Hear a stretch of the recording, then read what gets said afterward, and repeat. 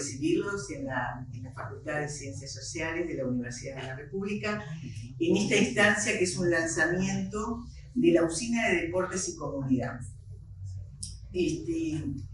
Me gustaría decir que el deporte, en líneas generales, no ha sido mi tema de análisis o de investigación, así que tuve que leer algunas cosas para hacer esta presentación, porque bueno, no es un eje donde he acumulado, y donde en un momento la facultad acumuló y después se desacumuló esa línea de reflexión.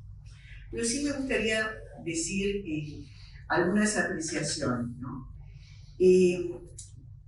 La promoción de esta actividad como el deporte tiene un potencial para las sociedades, yo diría para Uruguay, y sería, arriesgaría decir para las sociedades latinoamericanas, ¿sí? Un potencial de integración social, ¿sí? Y ahora voy a decir por qué.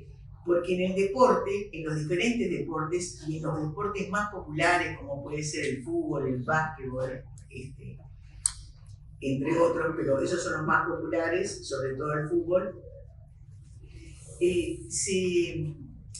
los diferentes estratos sociales tienden a encontrarse, y eso es parte de la integración social. Y ahora yo voy a hacer dos comentarios con respecto a este tópico de la integración social, más allá de la promoción de la actividad del deporte, que en sí misma es importante, ¿no? Hay algunos estudios latinoamericanos y de Estados Unidos que muestran que el deporte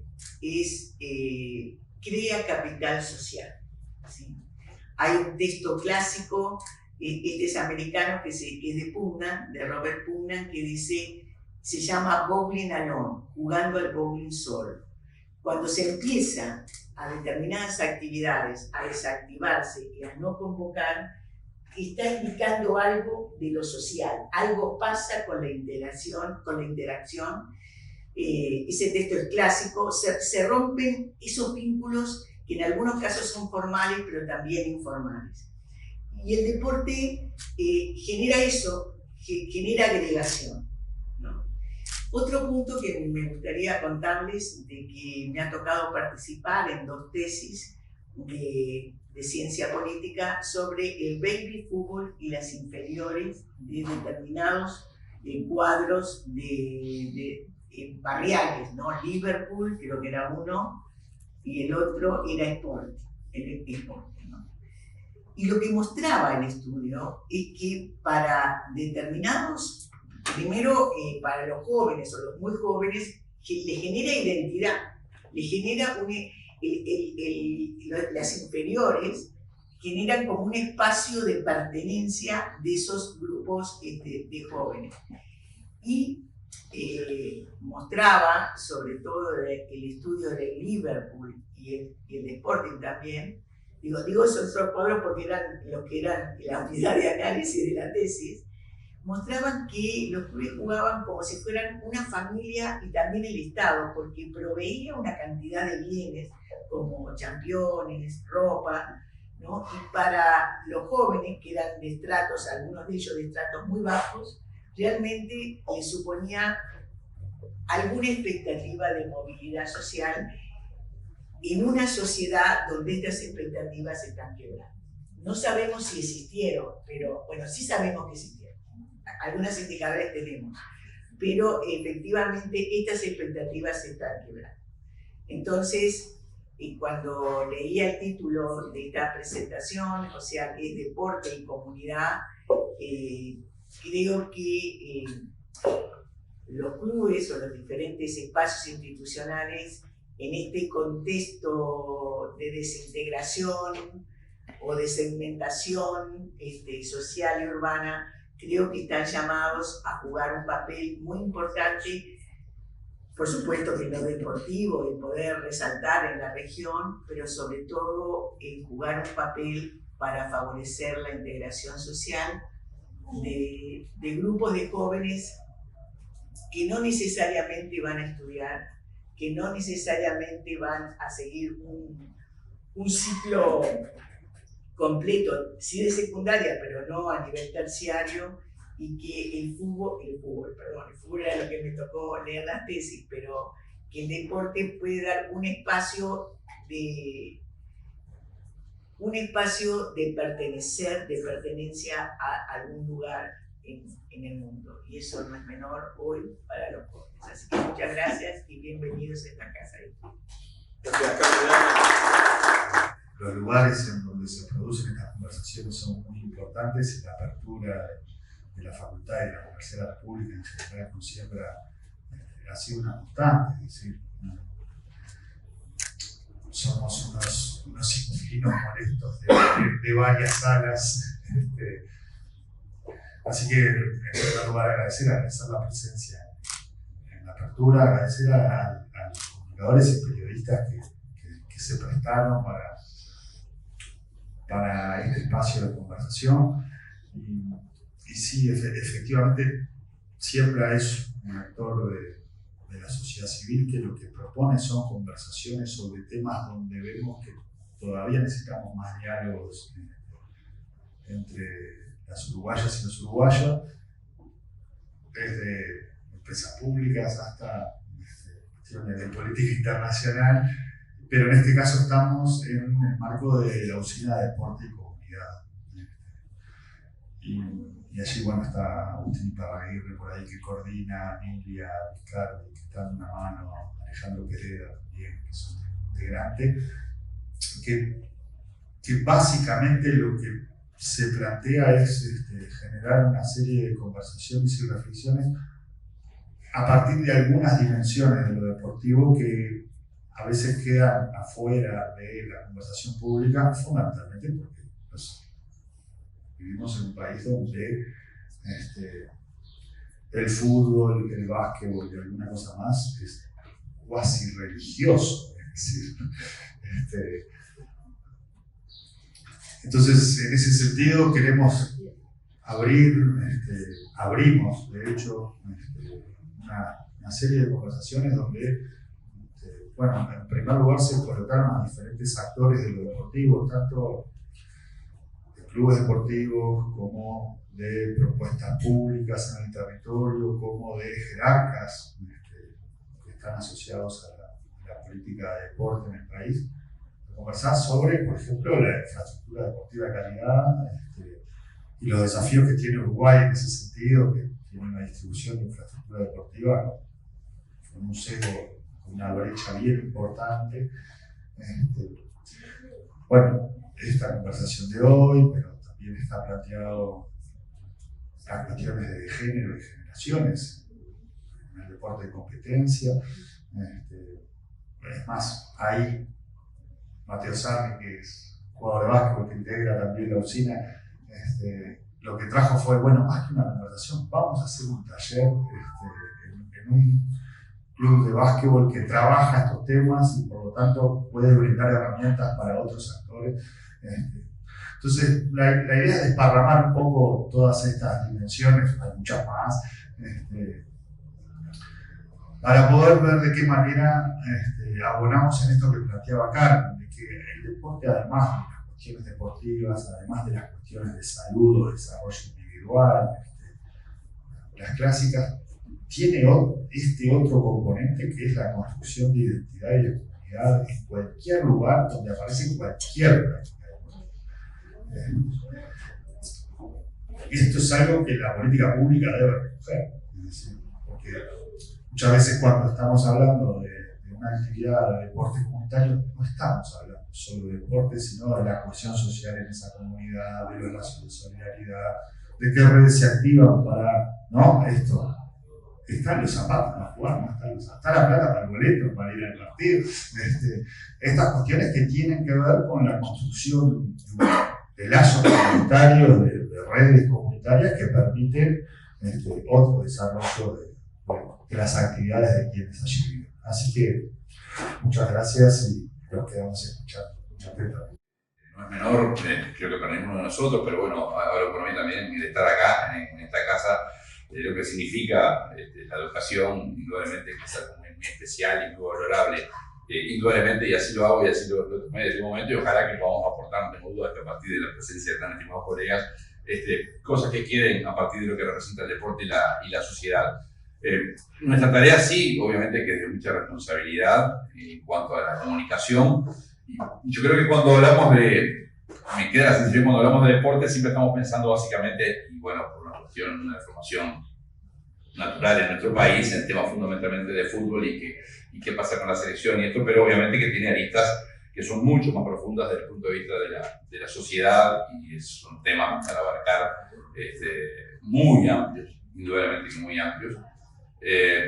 Recién cuando se hacía la apertura y se hablaba de lo que significa el deporte y la identificación a través de los barrios, acá les pido, me permitan, me autoricen una licencia de deporte personal, porque en este caso, más allá de que mi tarea de periodista, voy a abarcar a lo que representaba mi niñez y mi crianza. Yo nací, me crié, hasta que me casé, viví en la aduana, en la Ciudad Vieja. Y la aduana, como saben, en su momento fue el denominado barrio olímpico. Un siglo atrás, más de un siglo atrás, fue crisol de nacimiento de muchísimas instituciones deportivas. Luis lo sabe, viene mejor que yo, que después, el imperio de circunstancias y los cambios que se van dando, se fueron alejando de ese barrio. Y quedaron algunas. Yo me crié en buena parte de mi niñez y adolescencia en una de ellas, tratando de hacer básquetbol, que era en aquel momento la institución deportiva Waston, no denominada Waston, y existían, convivían de una manera civilizada y otra no tanto muy civilizada, pero convivían además Neptuno, que era una institución señera, deportivamente hablando, un club impresionante para la época, años atrás, y también el Club Las Bóvedas. La Ciudad Vieja fue cambiando, como cambian las distintas sociedades, fue mutando, y esos tres clubes desaparecieron. Y eso fue un impacto muy grande para la zona, para los chicos y los jóvenes que fueron en la zona, que vivían en la zona. ¿Por qué? Porque yo viví, afortunadamente yo no tuve problemas en casa de alimentación, de ir a estudiar, pero había chicos, compañeros, amigos míos que sí lo tenían. Y pese a que era una institución muy modesta, sin grandes logros deportivos, allí cobijaba a una serie de chicos en sus divisiones formativas a partir de 9, 10 años, chiquitines que el baño que podían darse se daban allí, la comida que podían tener la fortuna al día era allí, y era esfuerzo de no mucha gente, pero esfuerzo individual de gente que daba lo que podía, y eso fue cambiando, fue desapareciendo y el impacto fue muy grande. Y ahí está la enorme importancia de las instituciones deportivas de ese sentido, y la enorme importancia que el Estado obviamente debe prestar a buscar la chance, olvidándose en ese caso de los grandes logros, pero sí en beneficio de la sociedad, de brindar recursos a los clubes que de alguna manera u otra puedan tenerlo. Acá no es que pase el aviso, pero en una tarea, yo la denomino titánica. Hoy en día Waston es increíble, pero ha renacido con un gimnasio que para nosotros resulta increíble. Chico, pero gimnasio al fin. Nosotros cuando jugábamos era cancha abierta y gracias. Pero allí están yendo desde hace un par de años, 2 veces a la semana, de las 8 de la mañana hasta las 4 de la tarde, los chicos de la escuela Portugal, que está aquí a 3 cuadras, en la Sarandí Maciel, la escuela que yo fui también, y ellos no tienen el ámbito para llevar a cabo gimnasia. También hay becas para chicos de la zona, y bueno, afortunadamente la Secretaría de Deporte ha tratado de apoyar y eso, pero es casi que un grito desesperado de poder seguir allí en la aduana, de ayudar y de plasmar en definitiva lo que representa el deporte, me parece, en su concepción más importante. Obviamente que es importante que Uruguay juegue, que gane en el fútbol, porque nos alegra a todos, pero en cuanto a la tarea básica que debe desarrollar el deporte en la comunidad, creo que ese tipo de instituciones no pueden, no deben desaparecer, porque son un aliciente y un aporte muy importante para una parte trascendente de nuestra sociedad. Y eso creo que ahí está creo que la situación más sagrada, de alguna manera, que los deportes, que las instituciones deportivas y la sociedad deben llevar adelante. Me parece que por ahí es una de las tantas aristas que se pueden dar en cuanto a deporte y comunidad. Gracias, Eduardo. Primero, sáquenle la tapa al lado de Guruyú, porque tiene 1000 veces y no porque una. Te digo que le quedó medio mal claro. Yo soy muy fanático de Sayago y cuando a veces hablamos de lo que juega como rol el periodismo y la comunicación deportiva, yo soy de un club que tiene tanta plata y dice, entre traer jugadores y subir y pagarle lo que se necesita para que 250 niños de la zona jueguen al básquetbol, nos quedamos en segunda. Pero hay 250 niños que juegan todos los días al básquetbol. A veces esas cosas no se logran transmitir muy bien desde nosotros, desde la comunicación, que esperamos resultados y a veces como que no son muy el resultado y no nos damos cuenta que capaz que detrás hay otro proyecto, ¿no? También esto forma parte del impacto de la comunicación con el deporte y la comunidad. Sí, no quiero abusar, pero en el caso en Boston estamos, soñamos con que algún día pueda volver a competir a nivel de mayores. No sabemos que ahora es imposible, ni lo planteamos, sino que pretendemos ser ese aporte barrial de esa manera. Pero para nuestro beneplácito, me olvidé decirlo, que fue un impulso muy grande, un día el año pasado sorpresivamente apareció una autoridad por sí solos de la Federación Uruguaya de Básquetbol para ver las instalaciones que se ven. Y para nuestra gran sorpresa y alegría, la Federación Uruguaya de Básquetbol tenía un convenio con CEFUB, ahí donde se entrenaban las selecciones uruguayas, de mayores a juveniles, tanto femenina como masculina, eligió Guasto, y allí entrenan todos los días, para nuestra gran alegría, para impulso, las selecciones uruguayas de básquetbol. Así que vale la pena el esfuerzo también. Juan, sigamos pensando desde nuestro rol de periodismo, comunicadores deportivos, este impacto que tiene el deporte en la comunidad, lo que significa para los receptores y para los protagonistas. Bien, primero agradecerle a la decana por recibirnos, a Agustín y a Siembra por invitarnos, y obviamente un gusto estar con ustedes acá. Yo voy a hablar un poco más del lado puramente periodístico. Yo creo que a veces el periodismo deportivo se lo banaliza, que es periodista deportivo. Yo ahora estoy en periodismo político, y se cree que es simple, que es fácil, está correlacionado con el fútbol como deporte, como hincha. La realidad es que el periodismo deportivo necesita la misma preparación que cualquier otro tipo de periodismo, y te diría que es casi igual de importante que el periodismo político. Si vos entras a una web, por ejemplo, las noticias más leídas, el top 5 suele ser, capaz que hay algún entretenimiento, pero la gente ve más de Luis Suárez que le gusta Calle Pou.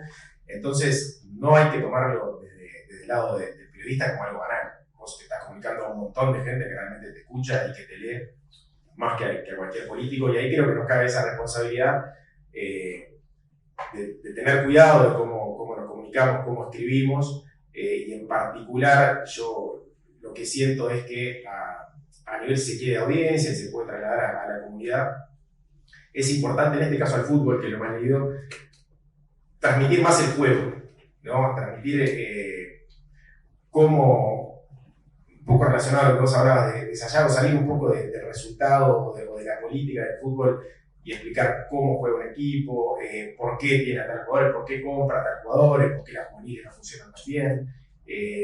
Está relacionado con ese famoso debate que un poco con sus equivocaciones, pero le impulsó Marcelo Bielsa, está bien.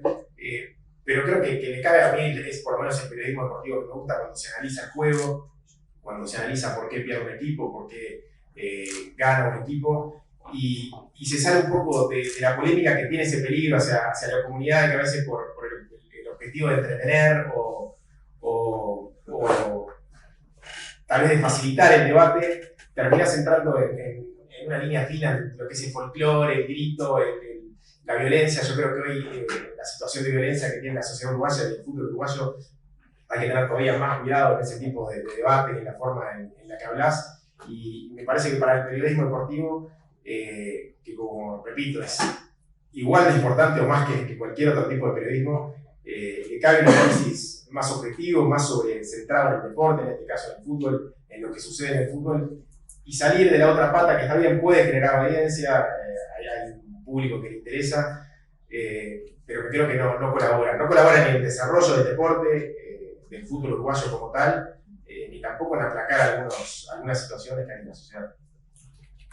Bien, gracias, Juan. Luis, seguimos hablando de este impacto, ¿no? Y se me disparan, no te voy a condicionar nada, solamente que a medida que vas hablando se me disparan un montón de cosas que tienen que ver entre contenido y clics, ¿no? Y entre, ¿no? Me gustan, likes y lecciones y elección del público, porque es lo que se dice y qué es lo que no se dice y cómo se dice. Pero bueno, es parte de la tarea. Sí, buenas tardes, buenos días, buenas tardes para todos, muchas gracias por la invitación. Creo que estos espacios son los que nos enriquecen, ¿no? Porque escuchaba a Eduardo y tiene hoy la suerte de, en este espacio, contar lo que no puede contar en el canal. Escuchaba a Fernando y habla de Sayago como no puede hablar en sus medios, ¿sí? Y creo que y ustedes, y todos los que están atrás, porque estos no son solo los que están acá en esta sala, sino que los que están atrás de esa cámara son los que hacen eso. Si no se puede hablar de Guruyú, no se puede, porque, y ahí voy a lo que preguntaba Fernando, es la disputa entre el clic y la difusión. Estamos en un tiempo que son particularmente especiales. Desde que nació esto, el teléfono, nos cambió la vida a todos, y no nos damos cuenta. Sí lo puedo contar del lugar del periodismo, que yo me quiero decir, me quedo con lo que decía vos, que el periodismo suelen analizarnos con periodistas deportivos con el objetivo de descalificarnos. Y en realidad tendrán el derecho de hacerlo, pero también tendrán el derecho de elegir a quién escuchar, a quién leer y a quién mirar, ¿sí? Si hablas de periodismo deportivo y lo querés descalificar, bueno, no lo mires más, no lo escuches más, no lo leas más. Andá y lee, escucha y mira a que te da el valor agregado y el que te permite decir, bueno, nada, es un periodista. Por eso, a ver, es muy amplio el tema cuando Agustín me planteó, es tan amplio esto, y no me quiero ir de lo que lo planteabas, pero es tan amplio que resulta incluso hasta complejo de resumirlo en unos minutos. Los grandes responsables de lo que ocurre del otro lado de un texto en una web, en un diario digital, en una radio, en una televisión, son los que están del otro lado, porque son los que alimentan eso. Sin quienes no alimentan eso consumiendo, después el producto, es decir, cambia el producto. En definitiva, el valor agregado a lo que ocurre de este lado se lo dan todos los que están de ahí. Siendo lo que dice Fernando, hasta que nació el teléfono, los periodistas en los diarios decidíamos qué publicábamos, ¿sí? Nos juntábamos a la redacción del Observador y decir, ¿qué vamos a hacer mañana? Y un poco la línea que decías vos. Mañana vamos a poner el enfoque en cómo paró a Lasarte, estamos hablando del Nacional 2006, cómo paró Lasarte esta semana, porque aparte en ese momento las prácticas se podían ver, vos entrabas a los entrenamientos, podías ver qué pasaba y podías contarlo. A ver, ese es el otro problema, ¿sí? Ha cambiado tanto esto que los periodistas no tenemos acceso al lugar donde se producen los hechos para poder contarlo desde un lugar con respeto. ¿Por qué pasó eso? Porque entrábamos nosotros 5, 6, 7 a ver el entrenamiento y había 6 que informábamos y uno buscaba el escándalo, ¿sí? ¿Qué pasó? Que el escándalo fue sacando el lugar a los periodistas que trabajaban con determinada responsabilidad y seriedad. Y después no fue uno, fue 2, porque el escándalo tenía más atractivo en el público, que generaba que tuviera más interés del escándalo que la información, el desarrollo de un tema o la composición del lugar de algo importante. Entonces, de a poquito el escándalo fue absorbiendo al periodismo en serio. Y ahí es donde estamos parados. Siendo concretamente lo que decía Fernando, estamos viviendo en un mundo donde todo pasa por lo que se consume, pero a todo nivel, porque enseguida el periodismo deportivo, no, a todo nivel. Sí, ya no se hacen más corbatas. Ya, hoy la gente no compra corbata, entonces se acabaron las empresas que hacen corbata cada vez menos. Entonces, por poner un ejemplo muy simple y vulgar, entonces hoy la comunicación pasa por lo que consume el público. Y hay un número, y quiero detenerme particularmente en esto, sobre el que hago particular énfasis, porque para mí es muy importante. Esos que queremos llevar o que quieren, yo ya me aparté porque estamos viviendo en este mundo y hay que adaptarse a este mundo. Esos que quieren llevar el periodismo como la única bandera y me aferro al periodismo, se unen. ¿Por qué? Porque tiene un equilibrio entre lo que quiere la gente y lo que podemos ofrecer nosotros desde el lugar de la comunicación. ¿Sí? Entonces hay un número que yo defino que es clave en todo esto. Es un 70-30, 60-40. Hasta hace 20 años era 100% elegíamos nosotros qué poníamos, qué publicábamos, qué llevábamos a la gente, a los lectores. Y estoy hablando del lugar del Observador, en donde hace 20 años soy editor de Referí, salvo los 2 años que me fui al país. ¿A qué llegamos? A que somos un 70-30 o un 60-40, en donde el 70% es lo que quiere el lector, que es el que hace clic, y 30% o un 40% es lo que nosotros podemos ofrecer de calidad. Que seguramente no tenga los mismos clics que lo que quiere leer la gente. Y decías vos o Eduardo, que la gente quiere leer a Suárez más que a la calle. Sí, bueno, y quiere leer a Suárez lo que sea. Bueno, desde nuestro lugar tenemos que ofrecer eso, pero también tenemos que tener un compromiso con la sociedad, como comunicadores, de ofrecer ese 30 o 40% de calidad periodística, que es la que permite lograr el equilibrio.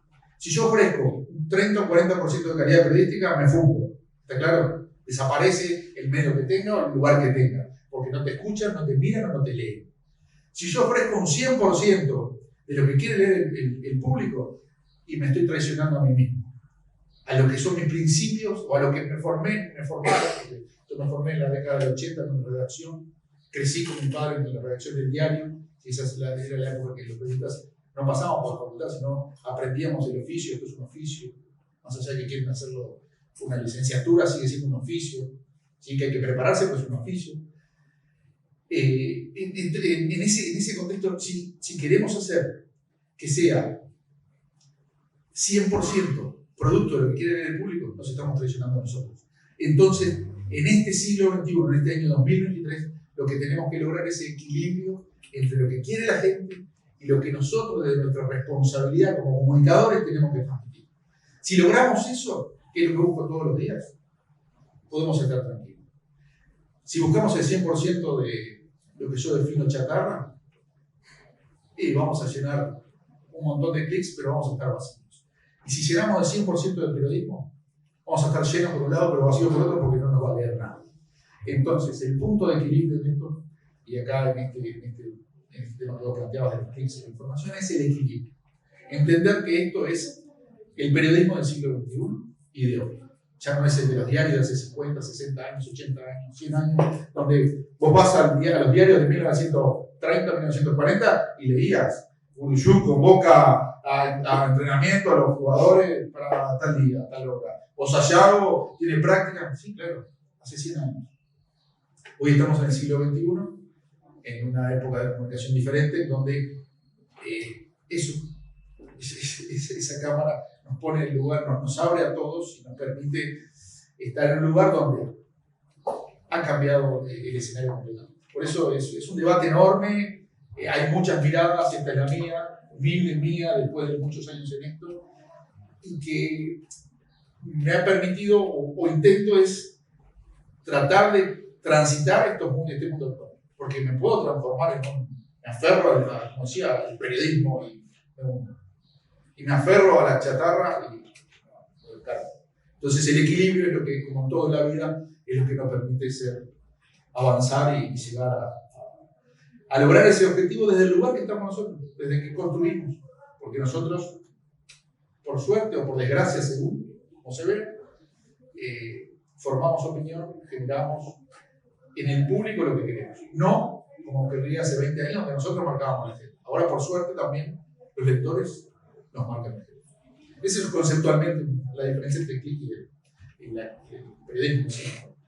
A veces me gustaría contigo, Luis, para pedirte espacio para cortes menores en el Observador. Hoy no existiría. Ese es el ejemplo más claro. Hoy no existiría, hoy sería un título de un tweet. Es que ese es el ejemplo más claro. Es decir, háganlo todos ustedes. Ingresen en una página web del medio que sea, o escuchen el informativo de Canal 4, lean Búsqueda, o miren Teleciudad, 3-0, o lo que sea.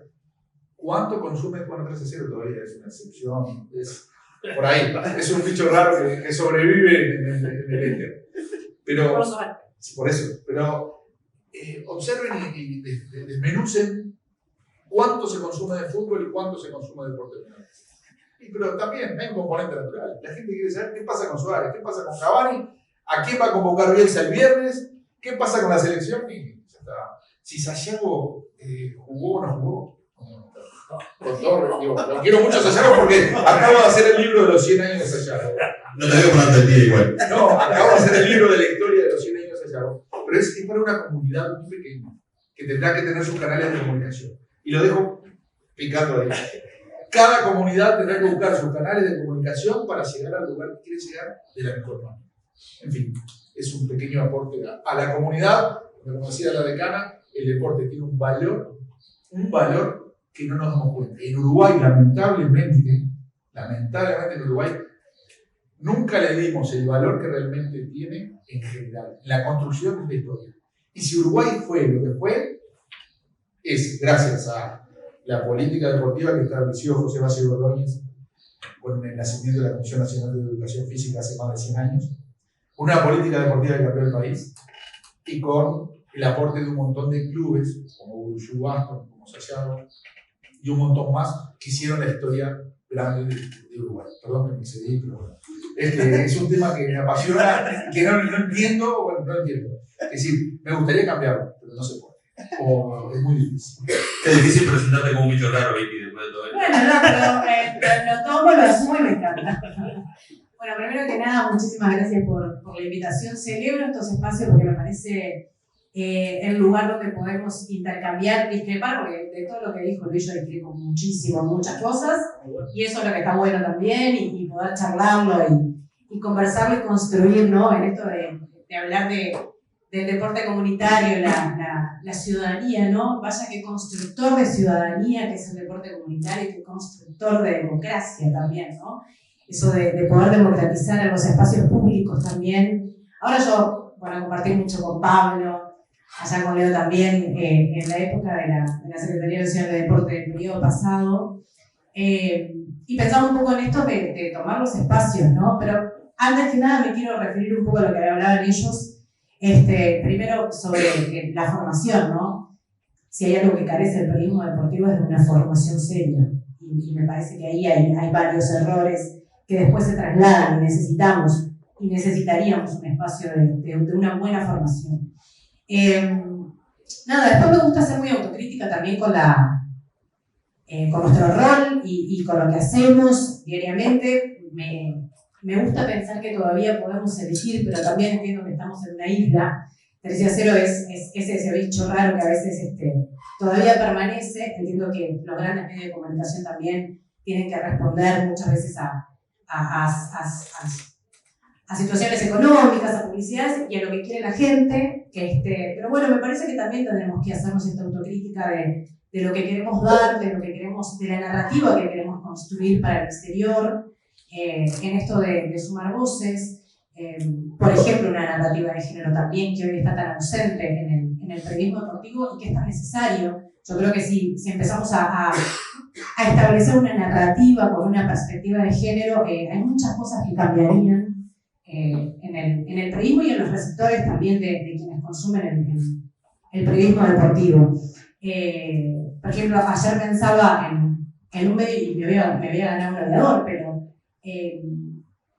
cuando hablamos de elegir, tal vez yo no elegiría hablar de si la China Suárez le miró el Instagram al novio, al jugador futbolista de una muchacha, ¿no? No sé cuánto aporta a la sociedad eso, y de repente podemos utilizar, decir, bueno, llevo el clic, ¿no? que tanto se habla para otro lado, y podemos empezar a elegir, ¿no? y desterrar esa narrativa que, entre otras cosas, hablar personalmente me parece que importa machismo más que narrativa. Entonces, me parece que sí, en algunos momentos podemos elegir qué queremos comunicar, y de repente se puede evitar el relegar ese clic del que hablaba.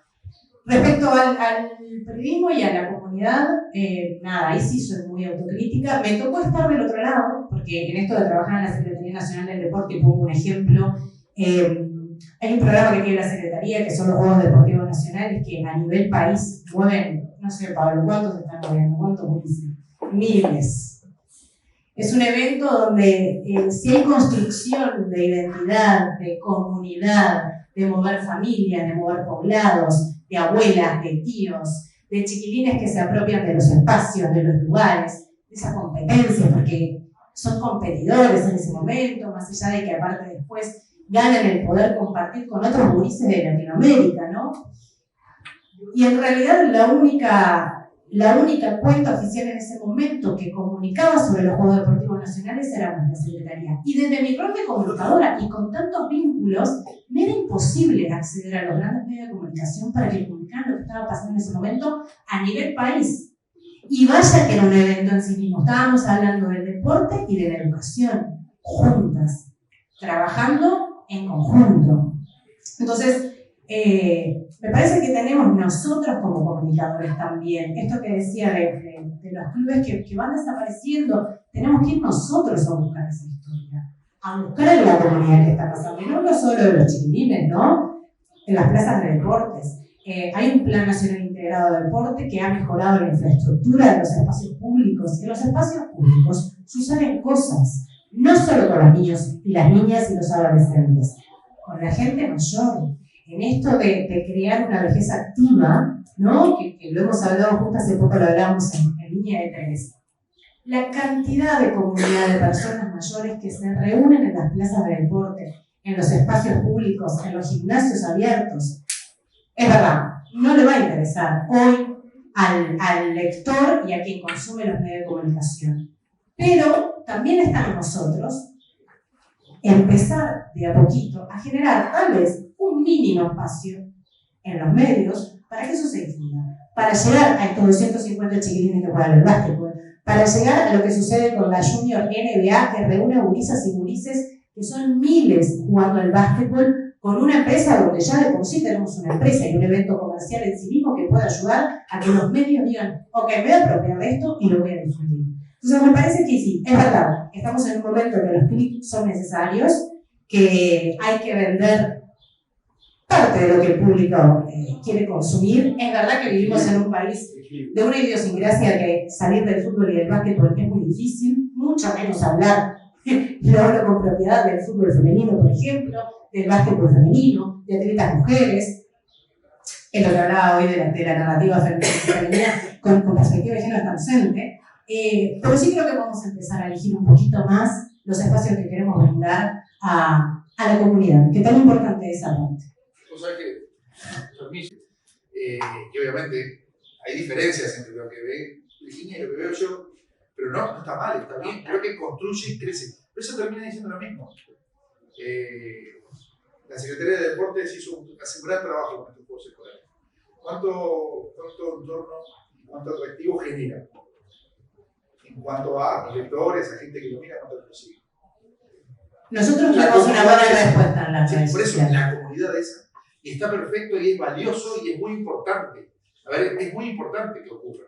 Pero para eso nacieron las redes sociales, que son las que te permiten que la Secretaría Nacional de Deportes, a través de sus redes sociales, lleva al mundo lo que quiere comunicar. Y después los medios de comunicación toman lo que resulta interesante. Entonces, creo que es, ahí, por eso me quedo picando eso. Porque en definitiva se trata de lograr el equilibrio entre lo que quiere el público y lo que ocurre. Y respecto a los clubes, y acá discrepo con todos, la historia centenaria de Uruguay ha sido una permanente construcción y desaparición de clubes. Histórica. ¿Sí? Histórica. En la década del 10, 20, 30, 40 surgieron cientos de clubes que desaparecieron. Otros se mantuvieron y se van formando. Distintas instituciones a lo largo del tiempo que van ocupando el lugar de las nuevas, incluso en los mismos barrios. La excepción es Sayago, que se refundó 7 veces, tiene 7 vidas y sigue y llegó a los 100 años. Pero la historia de Uruguay es que los clubes se van renovando permanentemente, siempre. Aparecen y desaparecen, porque son instituciones de grupos de amigos, de vecinos, de comunidades que se nuclean. Cuando desaparece la esencia de esa comunidad, porque son mayores, porque se casaron, porque se retiraron, desaparecen, nace otra. Nunca desaparecen, lo que hace es se renueva. Por eso no tenemos que vivir ni sufrir la desaparición de clubes, sino celebrar el nacimiento del mundo. Perdón. Buenísimo. Sí, no, pero está buenísimo, más todo lo que quieran. Estaba pensando cuando hablabas de la noticia de la cantidad de personas adultas que participan de las plazas de deporte y demás.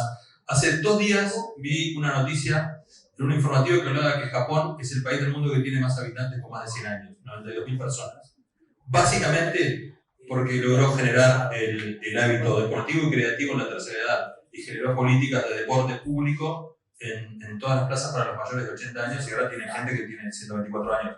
Pero bueno, un poco también como que la noticia era que Japón es el país que tiene 92.000 personas de más de 100 años, pero en el fondo lo que está es que se cambió la política de ocio y de deporte de todas las personas, de la comunidad japonesa. Nada, muy mal. Acá hay legisladores que pueden decir que eso después repercute en las políticas públicas hasta de salud.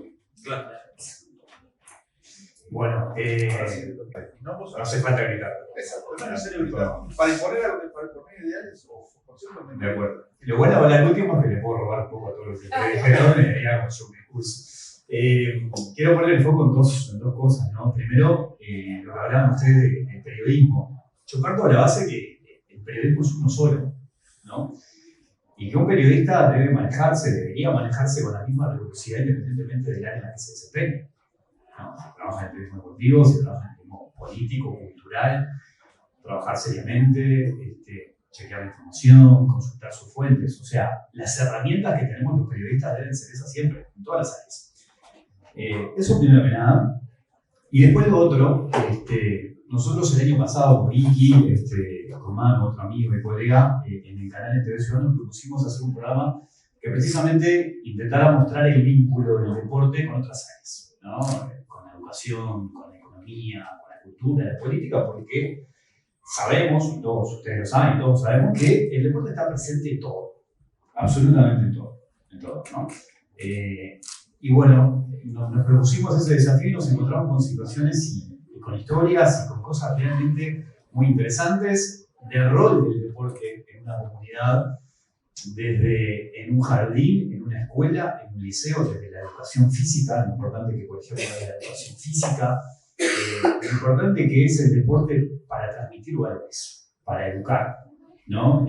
Partimos de la base que, por ejemplo, uno cuando practica un deporte colectivo no tiene por qué ser profesional, en el barrio, en la escuela, donde sea. ¿Qué es un juego colectivo? ¿Qué es un deporte colectivo? Compartir con otros. Uno cuando comparte termina siendo solidario, va detrás de un objetivo. Para cumplir ese objetivo tiene que, cumplir determinadas metas. Uno, practicando deporte, puede hacer compañeros, puede hacer amigos, en fin, crea comunidad. Y también el deporte arroja distintos elementos importantes. Ni hablar que uno siempre debe querer ganar, pero es importante perder. Es importante aprender a perder en el deporte, ¿no? Y eso es una enseñanza no solo para el deporte, sino para la vida. Porque en el deporte son más las veces que se pierde que las que se ganan. Y eso está completamente demostrado.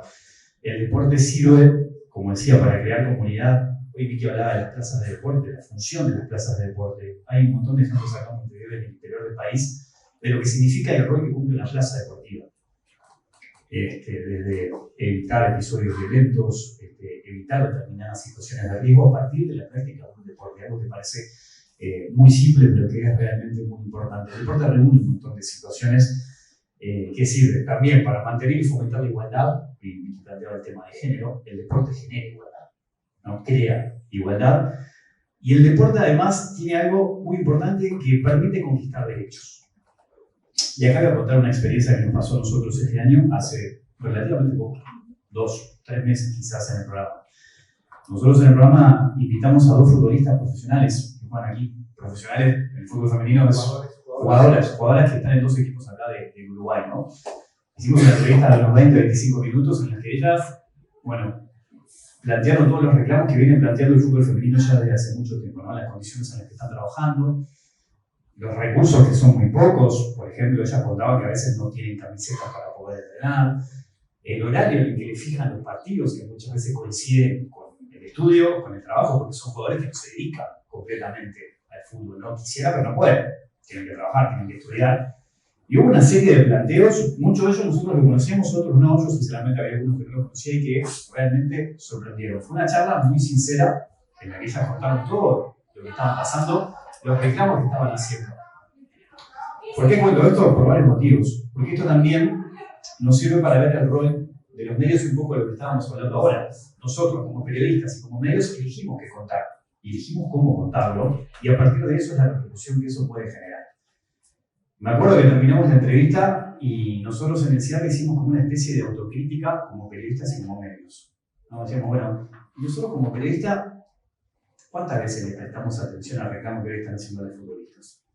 ¿No? Ellas decían, bueno, una de las críticas que nosotros recibimos en el fútbol femenino es, no nos mira nadie, porque son espantosos los partidos del fútbol femenino. ¿Quién los mira? Son aburridos. Pero de los varones también hay algunos partidos que son mirables, ¿no? Pero, entonces la pregunta era, ¿cuántas veces ven un partido de fútbol femenino uruguayo que lo que estamos acá? O la gente que nos está viendo en la tele. ¿No? Porque era una pregunta que nos hacíamos. Decíamos, ¿y no lo miran porque nosotros no lo pasamos?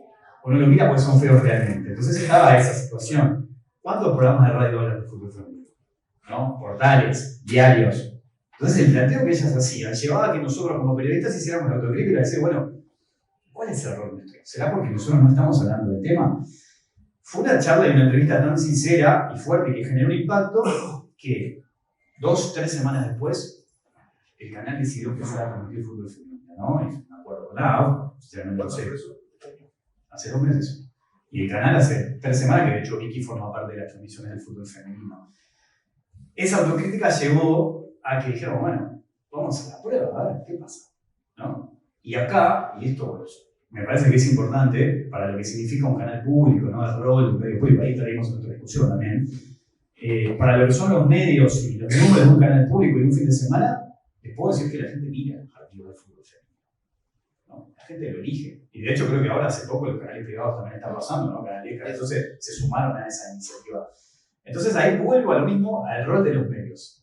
¿Qué es lo que nosotros mostramos? Es lo que queremos mostrar un poco de lo que hablamos hoy, ¿no? Es lo que la gente pide. O nosotros como medio tenemos una responsabilidad de decir, bueno, yo creo que esto, el fútbol femenino que transmite, refleja igualdad, reclamo, derechos, conquistas, es lo importante. Y nosotros como medio y periodistas también deberíamos prestar atención a eso. Creo que ese es un aporte que me parece que es interesante dar a esta discusión de todo lo que estamos hablando, ¿no? Y transmitimos a la vez la puerca. Y el gerente de programación de una radio privada que había puesto mucha plata me dijo, ¿por qué lo transmitimos y yo no? Y a mí no me dejan. Dije, bueno, no sé, supongo que porque no tenemos fines de lucro. Y él confesó, y me parece que es parte de esto, me dijo, sí, nosotros los medios privados agarramos un limón y lo exprimimos hasta que queda seco. Los medios públicos y el resto está para poner la tierra, comprar el abono, hacer que crezca la planta y nosotros agarrar la fruta. Y cuando queda seca, la agarra otro, porque no nos da plata ni nos da clics. Solamente nos interesa lo que ya está, lo que sabemos que es jugar y cobrar. Es interesante. Estamos hablando, ahí entramos en una discusión de medios privados y medios públicos. Claro, lo que pasa es que cada intervención acá que requiere una participación, pero lo que decía Wilmar recién, el fútbol femenino. ¿Por qué? A ver, ustedes se preguntan, ¿por qué el fútbol femenino hoy tiene difusión? ¿Por la nota que hicieron ustedes? Porque nosotros en el Observador hace 2 años, empezamos a hacer esto. Un día vi, lo mismo que pasó a Wilmar, dije, merecen un espacio. Hace 2 años tenemos una encuesta que premia a las mejores jugadoras del fútbol uruguayo en el mismo nivel que masculino. Hace 2 años, 2021. ¿Sí? Cuando todavía no existía nada, 2021. Y obviamente que es ese porcentaje que digo que tenemos que poner nosotros de nuestro lugar. Pero vos quiero ir a lo que decía Wilmar. ¿Por qué el fútbol femenino ganó un espacio? A ver, ¿por qué? Porque vino la institución AUF, generó AUF TV, puso la pantalla en el fútbol femenino y generó con su producto un atractivo. Lo mismo que decía Virginia. ¿Qué pasó con los juegos escolares? La Secretaría Nacional de Deportes, a partir de su plataforma o su espacio de comunicación, generó el espacio, lugar, para que su producto tuviera difusión. De todos los medios tradicionales, algunos lo tomaron y lo difundieron. El fútbol femenino es igual. El fútbol femenino, hasta que la AUF no lo empezó a transmitir, no existía. A partir de ahí, nació como, mirá, el fútbol femenino. Pero no fue porque referí hizo tal nota, porque la institución se preocupó por poner en la mesa lo que le interesaba poner. Y eso es lo que permite la democratización de la comunicación.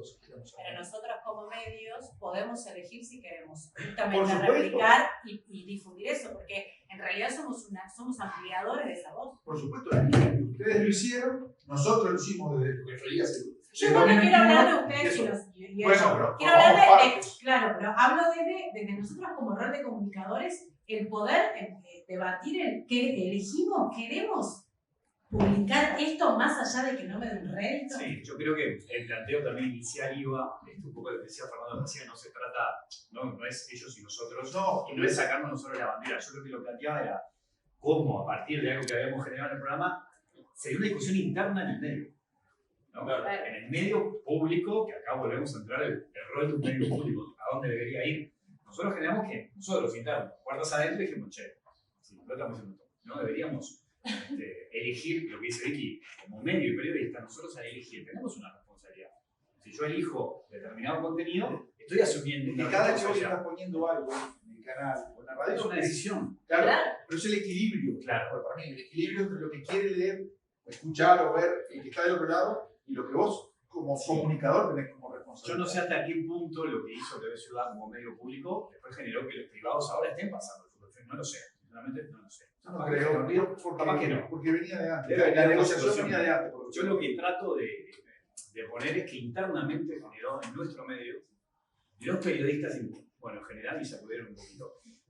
También es cierto que esta experiencia que les cuento del programa, de tratar de mostrar cómo el deporte está en otras áreas, lo estamos haciendo en un medio público. Yo no sé si este producto en un medio privado, claro. Lo que decía Fernando, es exitoso, no lo sabemos. Yo tengo mis sospechas, pero me parece que esa es otra discusión también. Yo creo ahí, Dale, Juan. y volviendo al tema de la comunidad, el Mar planteó cómo contar las cosas. A veces hay cosas que, vos mencionaste lo de Sayago, lo de Watson, por ejemplo, yo con Agustín en búsqueda de toda la experiencia de que algunos asuntos que por ahí las propias instituciones lo publican en redes y te pueden parecer muy aburridos para un medio privado, por eso se lo llevo a mi editor y le digo, mirá, hay 150 jóvenes que están entrenando en Plaza de la Savalle con 3 preparadores físicos, y sale un tweet con eso y me dice, no, con esto no podemos hacer nada. A veces desde la propia institución, más allá de replicar eso, está bueno hablar con los periodistas y decirle, che, mira, de esos 150 hay 3 tipos que estuvieron en cárcel hace poco por homicidio y ahora están cerca de ser captados por Liverpool para ayudarlos. Entonces, ese lado de la historia te puede llevar a algo. Si vos me decís, por ejemplo, lo de Sayago, que decidió, por dar un ejemplo, no quiso llevar a Jason Granger, que le costaba $50.000, porque prefería desarrollar a las inferiores o llevar a chicos de la escuelita o una colonia de verano. Lo puedes decir, en Sayago hay 200 chicos que en enero van a estar participando, buenísimo, lo replican en redes. Ahora, si me llama alguien y me dice, che, mira, tengo el acta de la directiva y no sé qué buena que estuvo la discusión, cuando dijimos, che, pará, vamos a gastar 150 lucas, ¿por qué no lo gastamos en esto? Y ahí se puede buscar un lado de la historia mucho más interesante que a la gente que en el tweet, o que ni lo lee el tweet, y pasa completamente por abajo, se lo llevas en un medio bien contado y dices, opa, mirá qué interesante. Claro. Entonces ese equilibrio del que hablaba Luis y la forma de contarlo, de que hablaba Wilmar, puede encontrar también en un medio privado, en un medio público, la manera de llegar a la audiencia y que a la audiencia le interese y no solamente le interese lo del usuario. Está bueno plantear cómo llegar a la audiencia. Eduardo, te veo muy pensativo. Quiero arrancar la segunda vuelta contigo. No, el tema es claro, es tremendamente amplio, ¿no? Lo decía hace un rato, y como digo que es inabarcable, pero casi por ahí. Y a su vez a mí me gustaría también pararme en diferenciar lo que planteaban ustedes, como está cierto, una discusión que obviamente tiene aristas interesantísimas en cuanto a la difusión. Pero también yo creo que el deporte en sí, y mirando la sociedad, tiene que mantenerse en cuanto a la sociedad hasta sin pensar en esa difusión, digamos. Es decir, yo creo que el deporte en la sociedad, porque ahí estamos planteando la difusión del deporte, yo sé que ayuda obviamente, la difusión que le damos nosotros a las distintas manifestaciones deportivas, pero ahí como que está planteado casi que desde el punto de vista competitivo. Y el deporte es salud cuando no es del deporte profesional. Claro. El deporte profesional no es salud. Obviamente no es salud. Obviamente que no es salud. Y hablando de la población, yo creo que, a ver, hay una parte sí que nosotros podemos llegar a difundir como medios de prensa, pero yo creo que hay una parte que igual puede permanecer, no digo que oculta o sin difusión, pero que el Estado, las intendencias, las secretarías del deporte tienen que seguir alentando pese a que no exista esa difusión y que tenga que ver, no es que vamos a vivir 120 años como los japoneses, pero que de alguna manera sí se mantenga esa conciencia deportiva. Porque nosotros muchas veces decimos sí, el deporte, pero durante la mayor parte de nuestra existencia me parece que el deporte era como aficionado al deporte. Y eso no es hacer deporte, obviamente, ¿no? Me parece que es fundamental para la salud también, aún por encima de lo que nosotros podamos difundir, que exista también esa conciencia desde el punto de vista gubernamental, como para ayudar a que todos nosotros, uruguayos, que me incluyo, pese al paso del tiempo, tengamos, desde nuestro alcance y nuestras posibilidades, hacer actividad deportiva, mantener la actividad deportiva, que me parece que es fundamental por todo lo que lleva, desde la niñez hasta la vejez. Repito, como deporte, como sociedad. Y después se entran a las otras aristas, ¿no? En paso a lo que nos hace nosotros, de la difusión o no, de los distintos aspectos competitivos. Pero a mí me parece fundamental también seguir alimentando el deporte desde lo no competitivo e incluso no lúdico, desde la salud. Me parece que es un aspecto muy, muy importante, repito, como sociedad. Desde aquella niñez a la que hice referencia, a la que ayudaba a muchos chicos a crecer en la comunidad, a tener la oportunidad de alimentarse correctamente y hasta seguir después manteniendo a lo largo de su vida hábitos saludables y que en la vejez nos permita, por ejemplo, también seguir haciendo esa actividad deportiva, porque esa actividad deportiva normalmente no la hacemos solos. Vas a tener que sacar los celulares. Vas a tener que empezar a cambiar la sociedad. Pero sacar los celulares. Pero no, porque hoy están atrás de los celulares. Hoy el niño. Bueno, pero si y la responsabilidad de los padres. Pero Luis, pero si lo dejas en eso, los celulares, obviamente que. Por eso te digo que el desafío es muy grande. Desde el punto de vista, ya te digo, mucho más alto que nosotros, desde el punto de vista del mundo entero. Pero si nos quedamos que están los celulares y no hacemos más nada, ahí sí. Por eso, hoy en día el deporte tiene, en la niñez, sí, un competidor muy complejo. Y bueno, hay que encontrar argumentos como para que el deporte siga estando presente, repito, y no solamente por esperar que aparezca un nuevo Luis Suárez, que aparezca un nuevo Tato López, un nuevo Federico Moreira, Milton Muinas, no, para que se mantenga la actividad deportiva, porque ahí sí el deporte es salud. Sigo contigo. Son interesantes, un montón de cuestiones que aparecen son interesantes porque tienen que ver, cuando Luis habla del celular, también nosotros como periodistas deportivos y cosas. Te llevo un mensaje así. No, pero también tiene que ver creo que tiene que ver también con que somos de una generación, no me voy a meter a todos, pero participamos de una generación en la que íbamos a los lugares y teníamos mucha más actividad como periodistas deportivos in situ que en la oficina. Y hoy cualquiera que quiere salir en un medio tira un título y sabe que sale en un medio sin que lo vayan a buscar, lo llaman por teléfono. Creo que también tiene que ver con todo esto. Pero bueno, ¿cómo seguimos desarrollando estos espacios desde nuestro lugar y nuestra responsabilidad para generar comunidad y no para generar grieta, hinchada, por más que está buena la pasión, ¿no? Pero tratar de generar cabeza de lo que significa realmente tener impacto el deporte.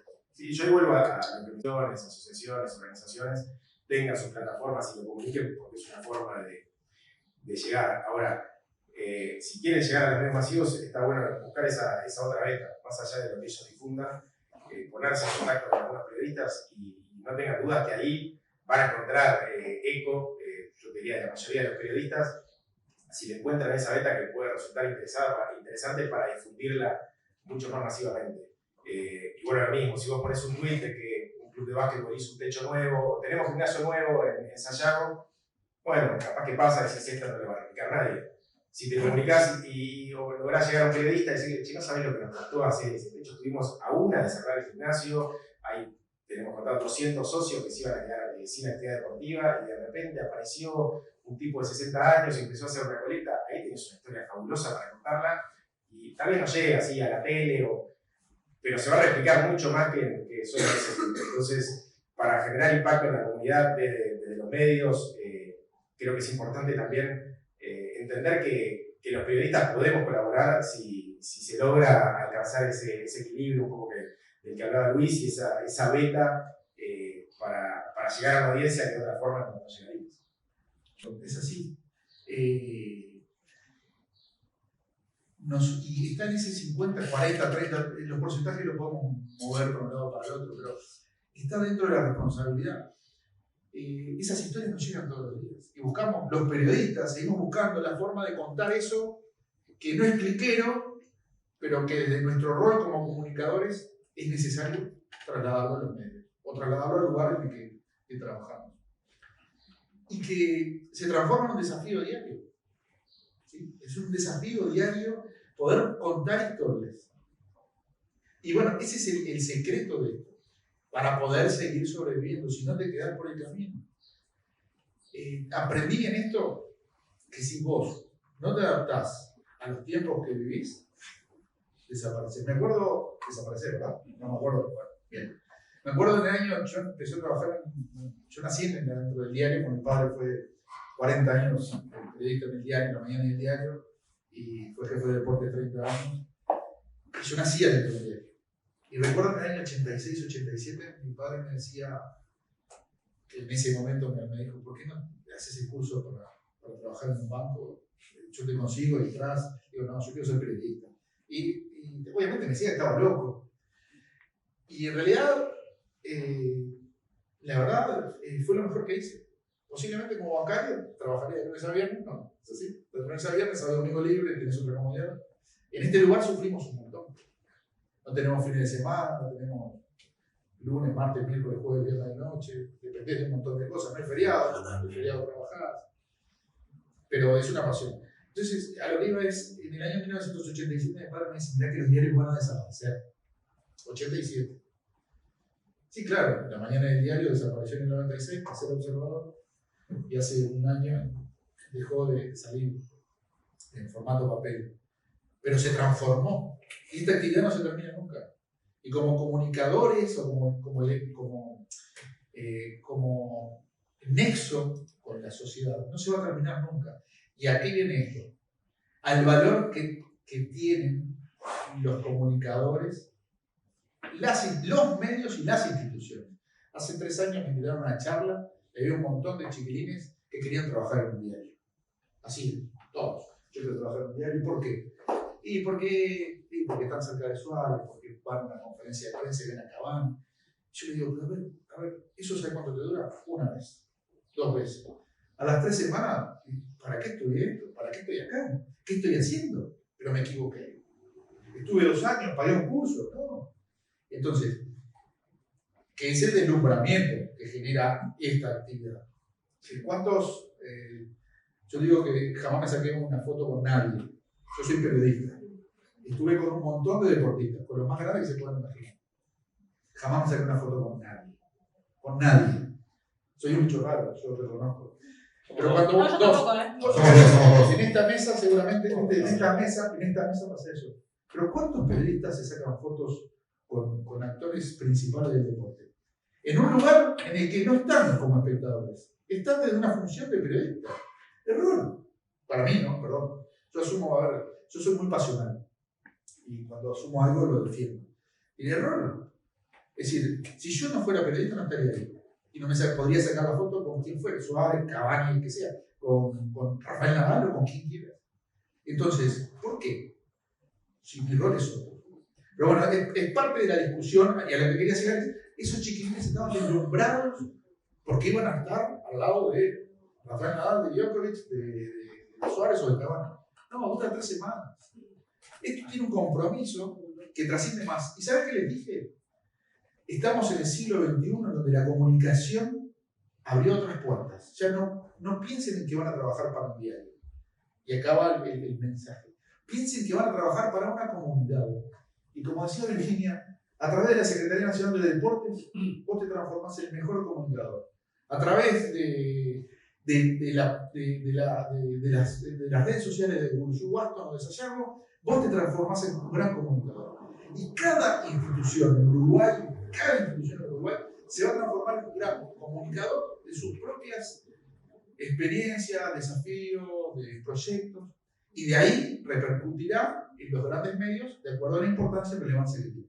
Pero acá está la responsabilidad de cada uno, de los que están estudiando, de los que se están formando, ¿sí? De los que están soñando con ver a Suárez o Cavani o ahora Valverde en una conferencia de prensa o verlo pasar por zona mixta. Que no es eso lo importante. Que lo importante es estar en este lugar y asumir un rol en la comunicación en el lugar que toque. Y el futuro, ¿saben dónde está? En las instituciones. Van a seguir existiendo los grandes medios. Pero los grandes comunicadores son las instituciones. El otro día escuchaba a alguien en la AUF que decía, creamos Matías Pérez, creamos AUF TV porque queremos comunicar nosotros nuestra propia historia y no esperar que Fernando, que Eduardo, que lo comuniquen. Que después ustedes suben, sí, pero nosotros crear nuestra propia historia y contarla. Esto lo propongo para todos los clubes, para todas las instituciones, para todas las organizaciones. Bueno, con Agustín nos pasó un día, en cambio con nosotros el tema, con lo de Nacional, la obra que estaba haciendo Nacional, que es lo mismo que pasó contigo, me llamó y me dijo, mirá, tengo esto, me pareció genial. Bueno, eso lo comunicó Nacional a través de sus redes.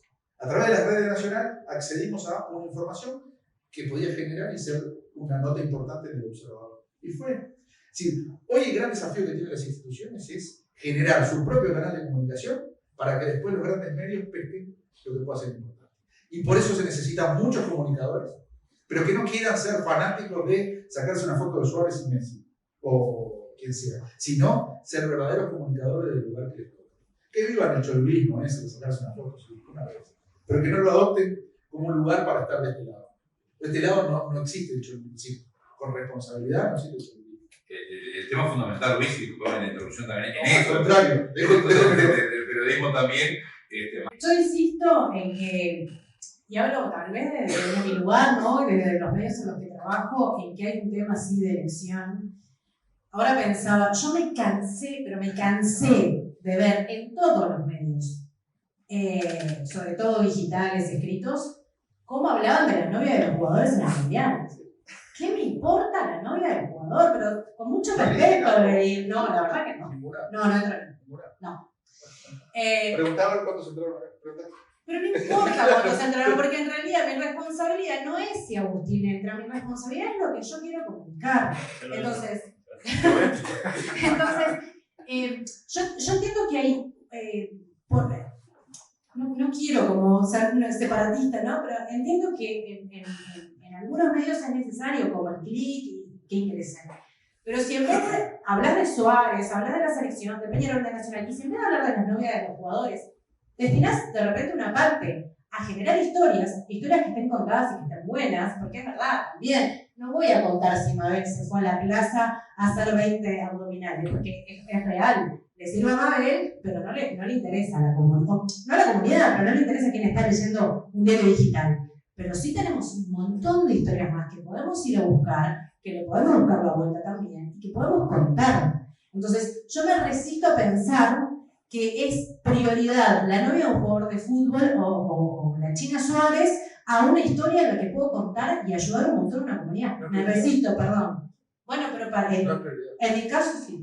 Entonces, desde mi rol como comunicador y la comunicación que quiero ejercer, no es lo que quiero vender. Entonces, me parece que ahí también hay algo subjetivo también a cantidad de personas e individuos, la cantidad también de pensamientos y de formas que tenemos de comunicar y lo que queremos vender. Me parece que es una elección, que al final del camino también es una elección lo que publicamos.